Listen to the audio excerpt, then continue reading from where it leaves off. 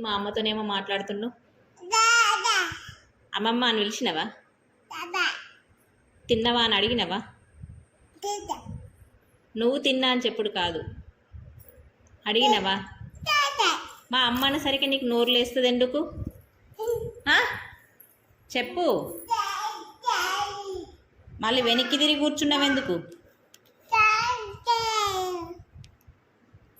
దెబ్బలు కావన్నా నీకు? నాకు దెబ్బలు కాదు, నీకు దెబ్బలు కావన్నా?